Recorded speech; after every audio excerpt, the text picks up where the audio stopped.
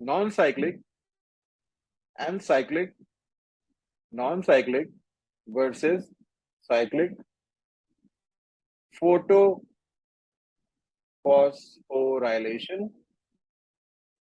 Let us see what is this process and how does it occur. So what is happening is, ये हमारे, अब हम लोग इधर देखेंगे नॉन साइक्लिक फोटोफॉस्फोराइलेशन और इधर देखेंगे साइक्लिक फोटोफॉस्फोराइलेशन। तो जो नॉन साइक्लिक वाला इवेंट होता है, यहाँ पे जो लाइट हार्वेस्टिंग सेंटर्स होते हैं, यहाँ पे जो लाइट हार्वेस्टिंग सेंटर होता है, इनिशियली यहाँ पे लाइट पड़ रही है, यहाँ पे लाइट पड़ रही है, ये लाइट का सोर्स है, हमारा लाइट सोर्स है। ये लाइट ट्रांसमिट करेगा, ये लाइट ट्रांसमिट करेगा टुवर्ड दिस वन और इसे एक्साइट करेगा और ये जाके हमारा देगा एट द इलेक्ट्रॉन्स का यहाँ से ट्रांसफर होगा, electrons will be transferred and this electrons will be accepted by the primary electron acceptor. Okay, and then what will happen is that at the same time what is happening is that there is another light harvesting center over here. Okay, this system is about the photosystem 2. PS2 is over here. Okay, as I told you, PS2 is P680. Okay, then this photosystem 1 will be over here. Okay, ये इसका primary electron acceptor होगा। यहाँ से जो light अगर PS2 पे पड़ रही है, वही सेम लाइट तो PS1 पे भी पड़ेगी भैया, वही सेम लाइट PS1 पे भी पड़ेगी, same source of light PS1 पे पड़ेगी, इलेक्ट्रॉन्स को एक्साइट करेगी, इलेक्ट्रॉन्स को एक्साइट करेगी और जो इलेक्ट्रॉन्स यहाँ पर हैं वाया इलेक्ट्रॉन ट्रांसपोर्ट चेन ये ट्रांसफर होकर आएगा towards this LHC molecule. And यहाँ पर क्या होगा in this ETS, that ATP will be synthesised. Okay, ATP will be synthesized from ADP and inorganic phosphate. ATP synthesis will occur, and this is the electron acceptor in case of your photosystem 1. In case of photosystem 1, this is the electron acceptor, and what this will do is that in this case that NADPH will be formed from NADP plus to NADPH will be formed over here.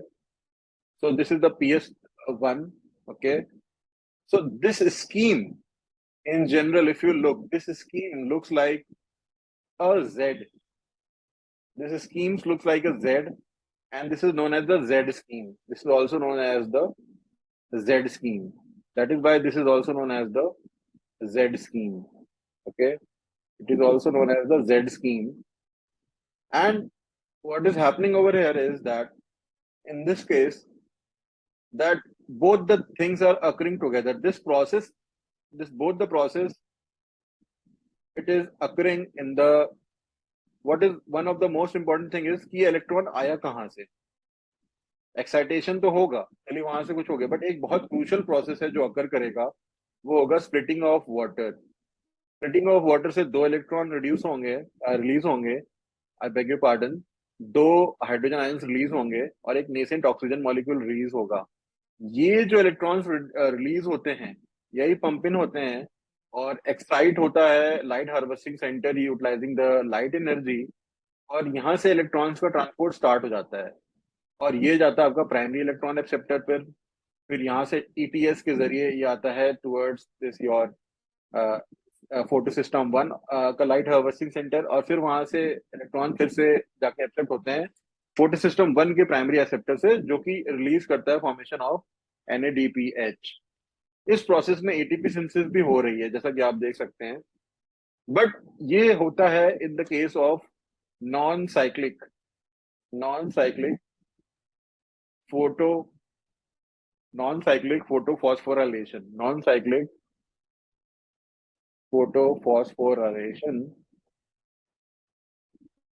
Cyclic में क्या होता है, what happens in the cyclic one is, cyclic में क्या होता है कि ये वाला पार्ट केवल ये वाला पार्ट, केवल ये वाला पार्ट होता है, क्योंकि जो इलेक्ट्रॉन्स जो मूव होते हैं फ्रॉम PS2, इनको रिप्लेस करना जरूरी होता है. They must be replaced, and this is achieved initially by the splitting of water, and the splitting complex is associated with the photosystem 2 on the inner side of the thylakoid membrane. And in addition to NADPH, non-cyclic ETS is also associated with ATP formation. As I told you, this ATP formation from the ADP and inorganic phosphate in the presence of light is known as photophosphorylation. And when the two photosystem work together, then it is known as non-cyclic photophosphorylation. When only PS1, when only PS1 will operate, when only photosystem 1 operates, okay, this is known as cyclic photophosphorylation. And ये कैसे होता है हम इसको समझेंगे. ये हमारा light source हो गया, ये हमारा क्लोरोफिल मॉलिक्यूल हो गया जो कि अब्सॉर्ब करेगा P700 का वेवलेंथ. ओके, क्लोरोफिल, ये इसका हो गया primary electron acceptor, electron acceptor. और ये जो होगा, यहां से जो लाइट है आपकी, ये लाइट एनर्जी इसको एक्साइट करेगी, ये रेस देगी, इससे एक्साइट होगा. ऑलराइट, लाइट एनर्जी से एक्साइट होगा. एक्साइटेशन के बाद इलेक्ट्रॉन का इंडक्शन, जो हमारा फोटो सिस्टम 2 से जो आ रहा था, जो इलेक्ट्रॉन ऑलरेडी चैनलाइज्ड है थ्रू ETS, ओके, ये इलेक्ट्रॉन यहाँ मूव करेंगे और यहाँ पे ETS चलेगी, इलेक्ट्रॉन ट्रांसपोर्ट सिस्टम चलेगा, और ये प्रोसेस अपने में ही साइक्लिक मैनर में चलता रहेगा, और ADP और इनऑर्गेनिक फॉस्फेट की प्रेजेंस में आपका ATP सिंथेसिस हो जाएगा. तो this is your cyclic photo phosphorylation. Okay, so हमने देखा यहाँ पे फर्क between cyclic versus non cyclic. हमने देखा फोटो सिस्टम 1 एंड 2. हमने अब तक काफी कुछ समझ लिया है. अब हम आते हैं टुवर्ड्स द नेक्स्ट प्रोसेस, जिसे हम लोग कहते हैं कीमो आइसोमोटिक हाइपोथेसिस. ये बहुत इंपॉर्टेंट है, कीमो आइसोमोटिक हाइपोथेसिस. अब ये क्यों होती है? जैसा कि हमने देखा कि H+ आयंस का प्रोडक्शन जब बहुत ज्यादा हो जाता है, तो ये बेसिकली क्या हुआ था कि पीटर मिचेल थे, पीटर मिचेल ने जब एक्सपेरिमेंट किया था to explain the mechanism of ATP synthesis, to explain the mechanism of ATP synthesis, तो इन्होंने ये ऑब्जर्व किया था कि there are certain things that are required for ATP synthesis. First, एक इलेक्ट्रोकेमिकल ग्रेडियंट होना चाहिए. Then there should be a proton motive force. अब ये प्रोटॉन मोटिव जो फोर्स है आपका, ये रिजल्ट होता है due to photolysis of water. जब फोटोलिसिस होती है ऑफ वाटर की, साथ में जब क्यूनोन पंप ऑपरेट करता है, और उसके साथ में जो NADP+ का जब रिडक्शन होता है, जब रिडक्टेज एंजाइम इसका एक्ट करता है, तो हाइड्रोजन आयंस टेक कर लेता है फ्रॉम द स्ट्रोमा से ले लेगा, और ल्यूमेन में इसको फिर जाना होगा बाद में. तो जो प्रोटॉन मोटिव फोर्स होती है, पीटर मिचेल ने ऑब्जर्व किया कि जो प्रोटॉन मोटिव फोर्स होती है, वही रिस्पॉन्सिबल है, प्रोटॉन मोटिव फोर्स ही रिस्पॉन्सिबल है for the production of ATP. Proton motive force ही रिस्पॉन्सिबल है for the production of ATP. और इसमें क्या हुआ था कि जो ATP सिंथेज है, वो आपका जो ATP सिंथेज है, ये एंजाइम जो आपका है ATP synthase,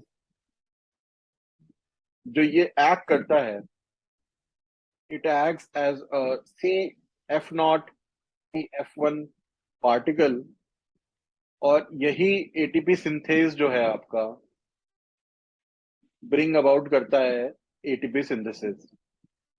all right. So अगर हम लोग को फर्दर इस चीज में आगे बढ़ना है तो हमें ये समझना होगा कि ये एक्चुअली में होता कैसे है। तो देखिए क्या होता है कि हम लोग यहाँ पे ड्रॉ करेंगे, हम लोग एक डायग्राम यहाँ पे ड्रॉ करते हैं इस प्रोसेस को पूरा समझने के लिए। देखिए क्या होता है कि जो हमारा ये प्रोसेस है, ये हम मिमिक करते हैं एक एटीपी सिंथेसिस थ्रू कीमो आइसोमोसिस।